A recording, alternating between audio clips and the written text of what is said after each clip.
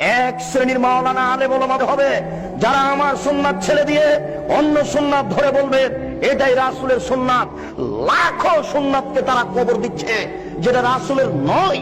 রাসূলের যেটা আছে সেটাকে কবর দিয়ে অন্য একটা বানিয়ে চলেছে। আশ্চর্য, আপনাকে একটু বলতে হয়, আশ্চর্য আপনাকে একটু বলতে হয়, আমাদের নবী বৃহস্পতিবার এবং সোমবার রোজা থাকতেন। কেন জানেন? আমাদের নবী বৃহস্পতিবার এবং সোমবার রোজা থাকতেন এই জন্য যে সাপ্তাহিক রিপোর্ট পেশ করা হয় বৃহস্পতিবার আর সোমবার। আমাদের নবী মুহাম্মদ সাল্লাল্লাহু আলাইহি ওয়াসাল্লাম চাইতেন যে যখন আমার রিপোর্টটা পেশ করা হবে তখন আল্লাহ দেখুক যে আমি রোজা আছি। আমার রিপোর্টটা যখন পেশ করা হবে তখন আল্লাহ দেখুক যে আমি রোজা আছি। এটা তিনি চাইতেন, এই জন্য বৃহস্পতিবার সোমবার সিয়াম পালন করতেন। বুঝাতে পেরেছি কি?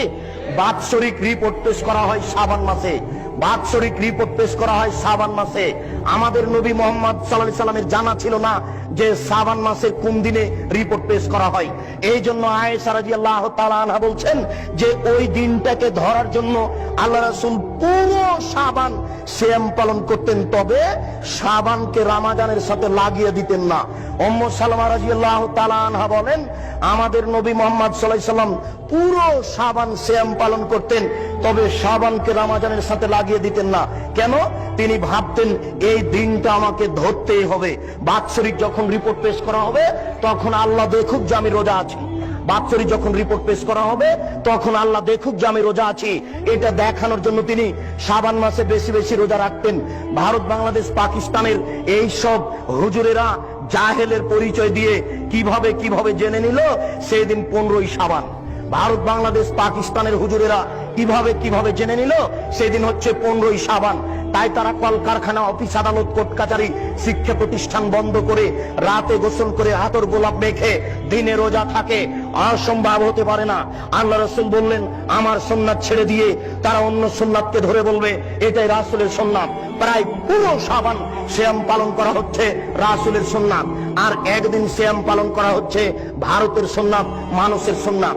27শে রজব কোরআন মাজিদ নাজিল হয়েছে, আল্লাহ রাসূল গেছিলেন মেরাজে। এই কথার ভিত্তিতে মেরাজের দিন রোজা রাখতে হবে, এটা মিথ্যে। কোরআন মাজিদের আয়াত পেশ করা হচ্ছে মিলাদের জন্য 4টে। আল্লাহ মিলাদ করেছেন, নবী মিলাদ করেছেন, সাহাবীগণ মিলাদ করেছেন। কত বড় ডাহা মিথ্যে কথা সাহাবীদের উপরে। এগুলো সব বাতেনি কোরআন, এগুলো হচ্ছে বাতেনি বানাওয়াট কথা। অসম্ভব হতে পারে না। শুনুন, 27শে রজব রোজা হতে পারে না, 15ই শাবান রোজা হতে পারে না। এইগুলি হচ্ছে রাসূলের সুন্নাতকে ছেড়ে দিয়ে অন্য সুন্নাত গ্রহণ করা, রাসূলের আদর্শকে ছেড়ে দিয়ে অন্য আদর্শ গ্রহণ করা। তাই রাসূল সাল্লাল্লাহু আলাইহি সাল্লাম বলছেন ফীহিম রিজালুন, এই আলেমদের মধ্যে কতগুলি আলেম হবে কুলুবুহুম কুলুবুশ শায়াতিন, শায়াতিন ফি জুসমানি ইনসিন, এদের অন্তর হবে শয়তানের অন্তর, এদের দেখতে লাগবে মানুষ। এদের অন্তর হবে শয়তানের অন্তর, এদের দেখতে লাগবে মানুষ। এদের অন্তর হবে শয়তানের অন্তর, এদের দেখতে লাগবে মানুষ। আল্লাহর রাসূল এক শ্রেণীর আলেমকে শয়তান বললেন। আল্লাহ রাসূল এক শ্রেণীর আলেমের জিহ্বা কেটে নেওয়া হবে এই কথা বললেন। এক শ্রেণীর আলেমকে জাহান্নামে নিক্ষেপ করা হবে, তার নাড়ি ভুঁড়ি বের হয়ে ঝুলতে থাকবে এই কথা বললেন। এক শ্রেণীর আলেমকে একবারে চিৎ করে ফেলে দিয়ে মাথা ফাটিয়ে চৌচির করে দেওয়া হবে এই কথা আল্লাহ রাসূল বললেন। প্রায় হাদিসগুলি বুখারী মুসলিমের। আপনাকে আমি এই অংশে দেখালাম সামাজিক জাহেলিয়াত আর আলেমদের জাহেলিয়াত। অতএব সামাজিক জাহেলিয়াত ঠেকানো যেমন জরুরি, আলেমদের জাহেলিয়াত তেমন ঠেকানো জরুরি। কে সব জাহেলিয়াত ঠেকাবে? হুজুর, আপনি টুঙ্গির মাঠে লক্ষ লক্ষ জনগণকে নিয়ে হাত তুলে দোয়া করছেন।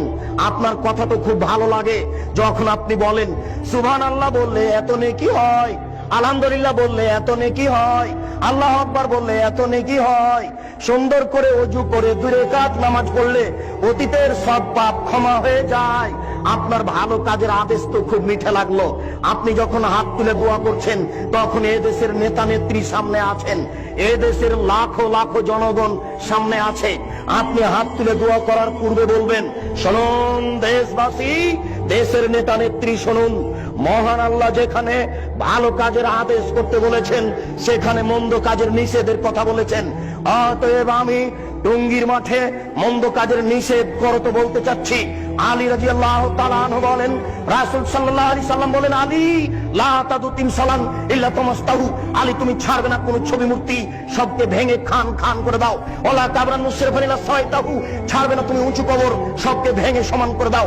অতএব আমি হাত তুলে দোয়া করার পূর্বে মন্দ কাজের নিষেধ করতে বলতে চাচ্ছি, 24 ঘন্টার মধ্যে বাংলাদেশে যত উঁচু কবর রয়েছে, শাহজালাল সিলেটি, শাহপরান, আর গোলাপ শাহের মাজার, আর আপনার শাহ নিয়ামতুল্লাহর কবর, আর যত উঁচু কবর আছে সবকে ভেঙে দিতে হবে।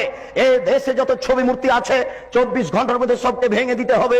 মন্দ কাজের নিষেধ। শুনুন দেশবাসী, দেশের নেতা নেত্রী, আমি হাত তুলে দোয়া করার পূর্বে মন্দ কাজের নিষেধ করতে বলতে চাই। টাঙ্গাইলের পতিতালয় বন্ধ করতে হবে, ফরিদপুরের পতিতালয় বন্ধ করতে হবে। বাংলাদেশের মাটিতে 24 ঘন্টার মধ্যে যত পতিতালয় রয়েছে সব বন্ধ করতে হবে। আমি মন্দ কাজের নিষেধ করতে বলতে চাচ্ছি, বাংলাদেশে যত ব্যাংকিং ব্যবস্থা রয়েছে 24 ঘন্টার মধ্যেই সুদী ব্যাংকিং ব্যবস্থা বন্ধ করতে হবে। হুজুর, মন্দ কাজের নিষেধ পান না খুঁজে? ভালো কাজের আদেশ তো সহজেই করা যায়।